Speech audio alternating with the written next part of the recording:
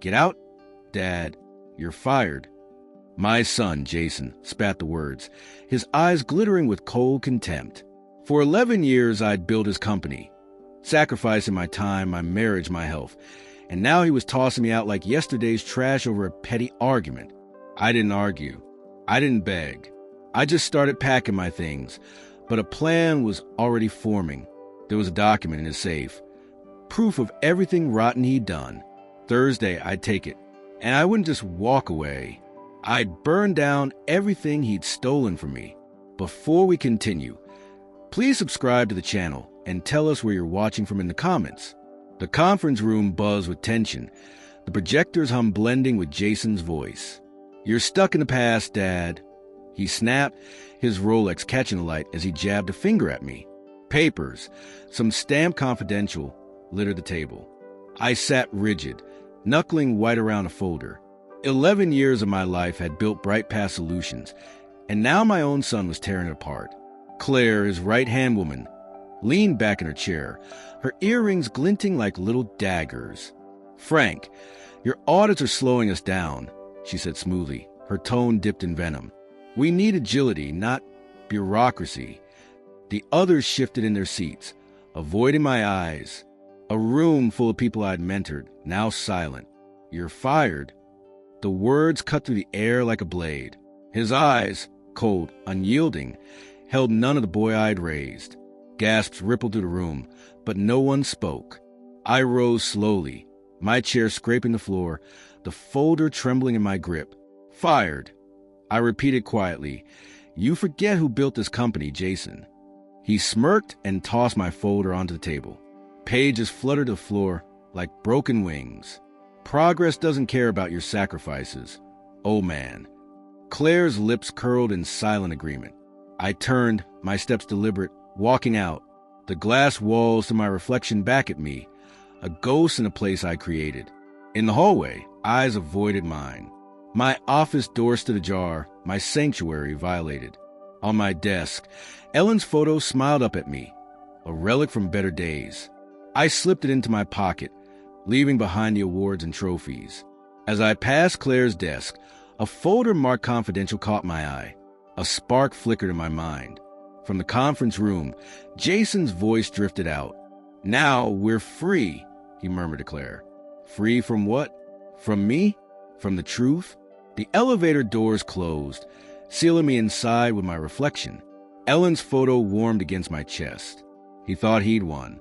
But I knew exactly where the truth was, inside his safe, behind that gaudy painting. Thursday was going to be interesting. I paced my living room, the floorboards groaning under my steps. That document was my weapon now. My office key, I'd lied about tossing it. It had to be here somewhere. Drawers rattled open, spilling pens, receipts, and Ellen's old scarf. In a box of her things. I found it, rusted, tagged with a faded Bright Path sticker. I set it beside Ellen's photo. A vow began to take shape.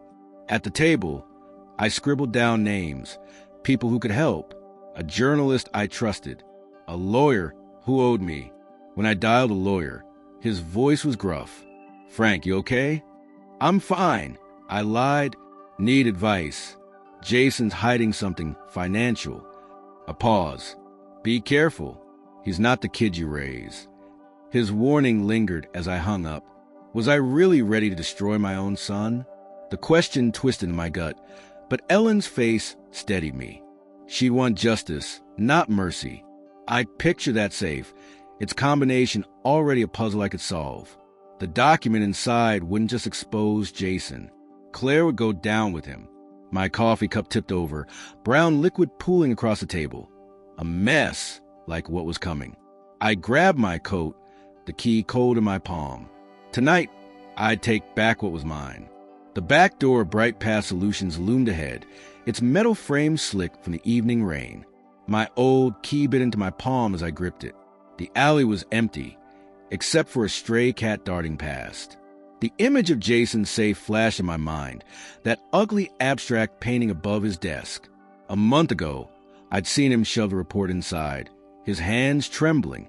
The key turned with a reluctant groan. The hinges squeaked in the silence. No alarms, no footsteps.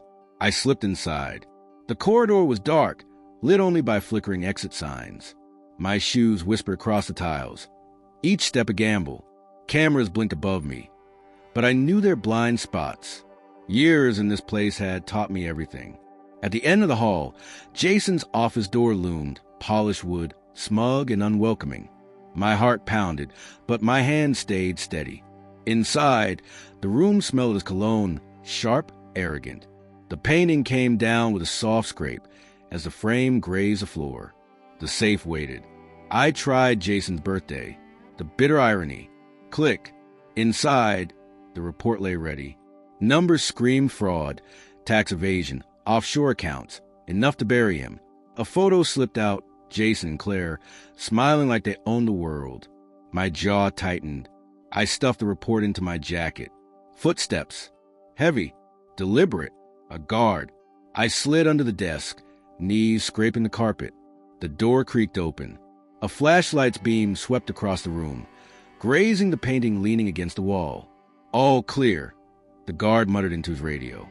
I held my breath, Ellen's photo pressed against my chest. This is for you? I whispered. When the room fell silent again, I slipped out. The air outside was sharp. I hurried down the alley, but a car engine purred nearby, headlights slicing through the dark. Too slow to be random. My pulse spiked. I tucked the report deeper into my jacket and disappeared into the night. Back home, the kitchen table became a war room. The report lay spread out before me, coffee steaming in a chipped mug beside it. Ellen's photo sat nearby. Her eyes seemed to say, "Be smarter, not louder." The numbers told the whole story. Fake invoices, hidden accounts. Claire's signature on every page.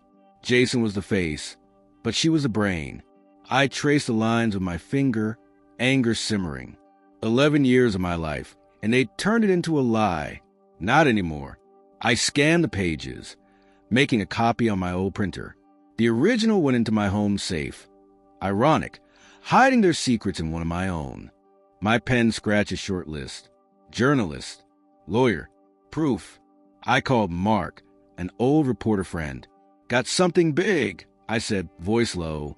Off the record, Frank, he warned. This about Bright Path? Jason's been dodging me. You'll see. Check your Dropbox tomorrow. I hung up, my hand steady but my mind racing. Could I trust him? Did I have a choice? The house creaked. Ellen's photo smiled at me. I locked the safe. Your move, Jason, I whispered. The next morning, the cafe buzzed with chatter. Steam curled in the air as I sat in a corner booth. The copy of the report sealed in a plain envelope. Mark slid into the seat across from me, his notebook worn, his eyes sharp. This better be good, Frank, he said, tapping his pen. I pushed the envelope toward him. No names yet, I said, voice calm even though my hands twitched. Ellen's photo in my wallet felt like a talisman. Mark flipped through the pages, his brow furrowing. This is explosive. Bright Path is finished. If it leaks, I asked, I'll dig. Give me a week, he said. I stood, leaving the envelope behind. Outside, Chicago streets roared with life. For the first time in days, I felt in control. Jason's laugh still echoed in my memory, the same one he used when he fired me. Not anymore. Miles away, Jason's office was in chaos. Papers scattered across his glass desk. Lisa paced, heels clicking, phone in hand. Someone talked, she hissed. A reporter sniffing around. Jason slammed his fist on the desk, sending a glass tumbling. You said the report was secure. I did my part. Lisa snapped, eyes narrowing. Maybe your old man wasn't as clueless as you thought. Jason froze. I drove home, unaware of their panic, the city lights blurring past. My phone buzzed, an unknown number. You made a mistake. The next morning, in a corner booth at the cafe, I slid the damning envelope to Ed Marshall, a seasoned journalist. No names, just read. Ed skimmed the pages, his pen stilled. If this is real, the Bright Path is finished. Dig, I said, standing. You'll find more. By afternoon, Jason's safe was found empty. Lisa calling a private investigator. Start with Henry Collins, she ordered. He's not as broken as you think. They were right. At home, I tucked the original report inside Ellen's old book, the one she told me to keep just in case. Her letters, legal proof of my ownership in Bright Path, lay in my pocket.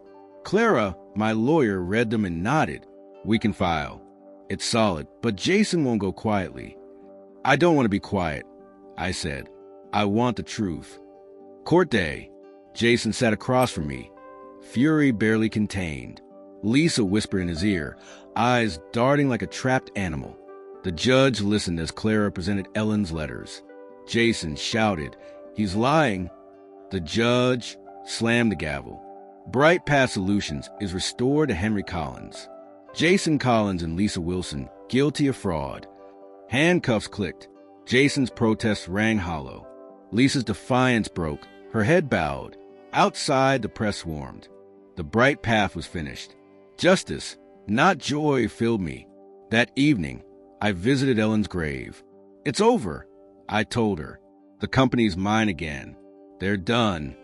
I knelt, planting a small flower beside her stone. I wouldn't rebuild Bright Path. Its assets would fund schools and shelters. At home, peace finally settled in. I placed Ellen's photo on the mantle, the key that started it all beside it. My phone buzzed with a new offer, but I let it ring. The fight was over. I had chosen justice. Ellen would have been proud. If this story struck a chord with you, hit that like button. It tells me to keep sharing more. Have you ever faced betrayal from someone you trusted? Share your story in the comments. I read every one. And if you love powerful tales of revenge, subscribe now. The next twist might be darker than this one.